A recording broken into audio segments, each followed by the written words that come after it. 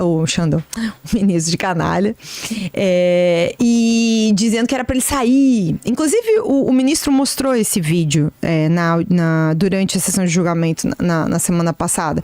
E fala, inclusive, para o ministro Fux, que era o presidente do STF na ocasião, que se não se tomasse providência ali contra o ministro, então ele não ia mais aceitar ordem judicial do ministro Alexandre de Moraes. Pensa, né, assim, que foi uma coisa que o ministro falou, inclusive, no julgamento. Já pensou se o juiz da comarca começa também a ser atacado dessa forma pelos prefeitos das cidades do interior do Brasil? Não aceito mais decisão judicial desse juiz aqui. Então, ele instiga, né, a população. Só que aí, naquela época, porque o Bolsonaro é sempre assim, bate a sopra. Então, ele vai, faz aquele discurso todo. Depois ele recua, né? E aí, ele chama o Temer.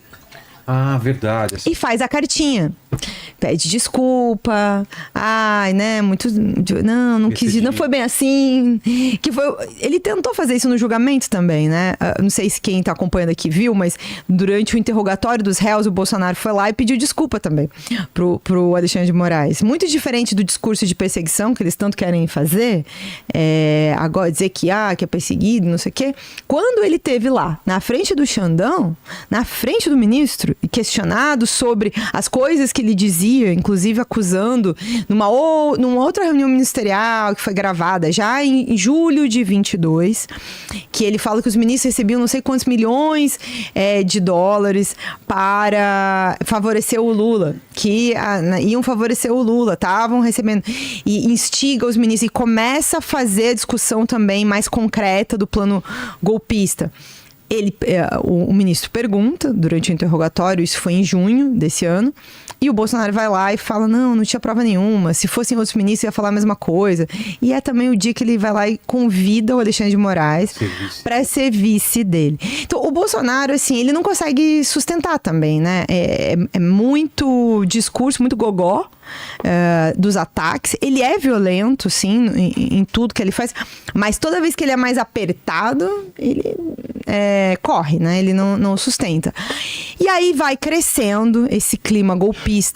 E aí, o que a investigação provou, tá? A Polícia Federal, depois que apreendeu uma porção de computadores celulares e também com a colaboração premiada do Mauro Cid e vários depoimentos, e uma coisa que muita gente esquece, né?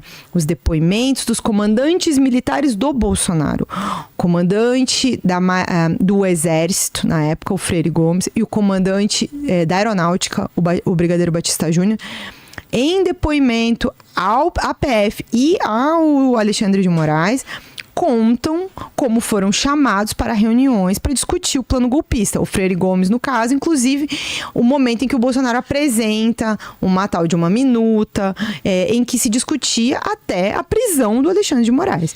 Isso tudo, Vilela, vai crescendo logo depois da derrota da eleição, ao longo de novembro e dezembro de 2022. Aí tem a tal da reunião na casa do Braga Neto, em que eles começam a discutir, chamam aqueles militares que ficaram conhecidos por kids pretos, para começar a executar um plano que é o Copa 22, que tem o seu ápice numa operação Punhal Verde e Amarelo, que é o documento que foi encontrado num computador de um general, que é um dos kits pretos, que era o número 2 da Secretaria-Geral da Presidência do Bolsonaro, que tinha até a previsão do assassinato do Alexandre de Moraes, do presidente Lula e do vice-presidente Geraldo Alckmin. Então, presidente e vice-presidente eleitos. E aí, assim, a abundância de documentação, áudio, prova, de tudo isso que eu tô te falando, assim, é o que eles... Vocês ouviram muito, quem acompanhou a semana passada, os tais 70 teras de informação. É muita coisa, é muita coisa mesmo, em termos de volume de dados. E isso tudo foi minuciosamente demonstrado na investigação, virou a denúncia da PGR e pelo qual ele foi julgado na semana passada. Então tem uma coisa assim que né, Edu, assim, inédita para esse momento, que a gente vai discutir muito tempo no Brasil isso. A primeira vez que generais vão ser condenados. É a primeira vez? E que o Brasil julga condenados por tentativa de golpe de Estado.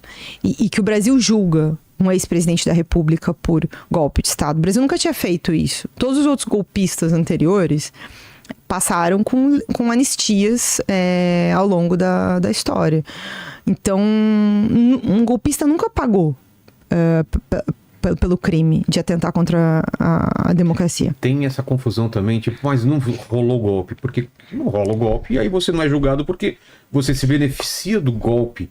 Então é tentativa de golpe porque não foi bem sucedido. Se é bem sucedido, você nunca vai ser julgado, né?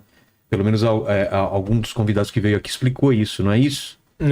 Parece tão óbvio isso, porque né? o pessoal fala, não, mas estão julgando, não teve golpe, então como assim? Se você tiver golpe, principalmente um golpe de Estado onde um poder absolutamente não democrático assume, você não tem como julgar. E aí eu acho que tem vários pontos aí importantes, cara.